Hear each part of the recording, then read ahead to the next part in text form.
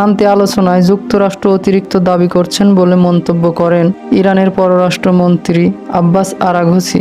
তিনি জাতিসংঘ মহাসচিব অ্যান্তোনিও গুতেরেসের সঙ্গে ফোন আলাপে কথা বলেন। ফোন আলাপে আব্বাস আরাঘচি বলেন, বারবার কূটনৈতিক প্রতিশ্রুতি, সামরিক আগ্রাসন, পরস্পর বিরোধী অবস্থান এবং যুক্তরাষ্ট্রের অতিরিক্ত দাবি সত্ত্বেও তেহরান এখনও কূটনৈতিক প্রতিক্রিয়া যুক্ত রয়েছেন। এদিকে পাকিস্তানের সেনাপ্রধান মধ্যস্থতা জোরদার করতে গতকাল তেহরানে পৌঁছেছেন।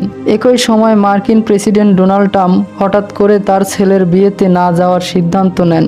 তিনি বলেন, সরকারি পরিস্থিতির কারণে তাকে ওয়াশিংটনেই থাকতে হবে। এতে ধারণা করা হচ্ছে পরিস্থিতি এখন খুবই সংবেদনশীল পর্যায়ে পৌঁছেছে।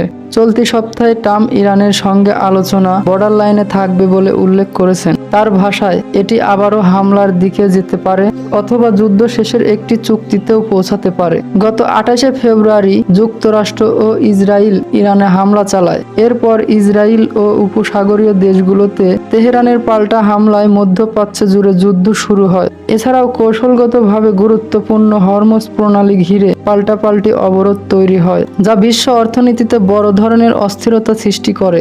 8 এপ্রিল যুদ্ধবিরতির পর কয়েক সপ্তাহ ধরে আলোচনা চললেও এখনও স্থায়ী সমাধানে আসেনি। ইসলামাবাদে সরাসরি বৈঠক সহ বিভিন্ন উদ্যোগ নেওয়া হলেও হরমুজ প্রণালীতে স্বাভাবিক চলাচল পুরোপুরি পুনরুদ্ধার হয়নি। এর ফলে বিশ্ববাজারে বিপুল পরিমাণ তেল সরবরাহ বাধাগ্রস্ত হয়েছে।